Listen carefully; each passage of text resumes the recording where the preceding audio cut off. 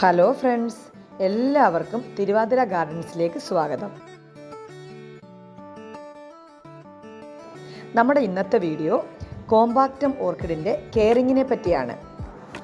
മറ്റുള്ള ഓർക്കിഡിനെ അപേക്ഷിച്ച് കോമ്പാക്റ്റം ഓർക്കിഡിൻ്റെ കെയറിങ് വളരെ ഈസിയാണ്. ഇതിൻ്റെ ഒരു മെച്ചേർഡ് പ്ലാന്റ് നിങ്ങളൊന്ന് പോട്ട് ചെയ്ത് നോക്കൂ. നല്ലൊരു ഓടിൻ്റെ ചട്ടിയിൽ കുറച്ച് കരിക്കട്ടയും കുറച്ച് ഓടിൻ്റെ പീസും ഇട്ട് ഒന്ന് പോട്ട് ചെയ്ത് നോക്കൂ. നിറയെ തൈകൾ ഉണ്ടാകും എന്നതാണ് ഇതിൻ്റെ പ്രത്യേകത. ആ പോട്ട് നിറച്ച് തൈകൾ വരും. തൈകൾ വരുന്നതല്ല, ആ തൈകൾ ഓരോ ഷൂട്ടിലും 1, 2, 3 പൂങ്കുലകൾ ഉണ്ടാകും എന്നതാണ് ഇതിൻ്റെ പ്രത്യേകത.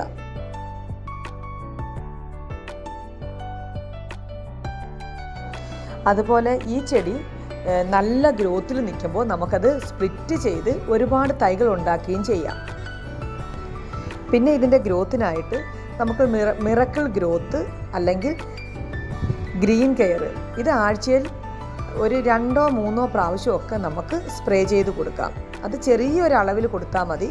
ആഴ്ചയിൽ 3 പ്രാവശ്യമൊക്കെ കൊടുക്കുമ്പോൾ ചെറിയ അളവിൽ കൊടുത്താൽ മതി. ഇത് നല്ലതായിട്ട് ഗ്രോത്ത് വന്ന് പ്ലാന്റ് നല്ലൊരു മെച്ചേർഡ് ആവുമ്പോൾ മാത്രമേ നമ്മൾ ഫ്ലവറിങ്ങിൻ്റെ ഫെർട്ടിലൈസർ സ്പ്രേ ചെയ്ത് കൊടുക്കാവൂ. അത് മിറക്കിൾ 20 ആഴ്ചയിൽ 2 പ്രാവശ്യം സ്പ്രേ ചെയ്ത് കൊടുക്കാം.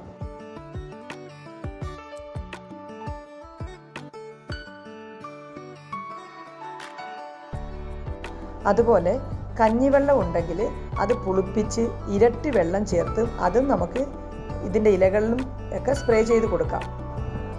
ചീമക്കൊന്നയുടെ ഇല ഉണ്ടെന്നുണ്ടെങ്കിൽ അത് മിക്സിയിൽ നന്നായി അരയ്ക്കുക. അരച്ചതിന് ശേഷം നല്ലതായിട്ട് വെള്ളം ഒഴിച്ച് ഇത് ഇരട്ടി വെള്ളം ചേർത്ത് അതും നമ്മുടെ ചെടികളിൽ ഒഴിച്ചു കൊടുത്താൽ ഇത് നന്നായി വളരുകയും ഒരുപാട് ഫ്ലവർ തരികയും ചെയ്യും.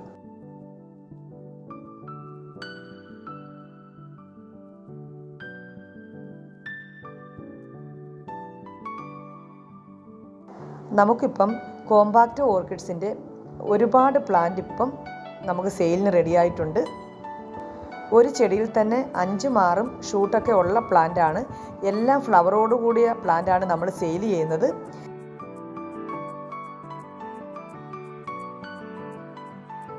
അന്നേരം ആർക്കെങ്കിലും ഒക്കെ ആവശ്യം ഉണ്ടെന്നുണ്ടെങ്കിൽ വാട്സപ്പ് നമ്പറിൽ കോൺടാക്റ്റ് ചെയ്താൽ മതി. അപ്പോൾ മറ്റൊരു വീഡിയോയുമായി വീണ്ടും കാണാം.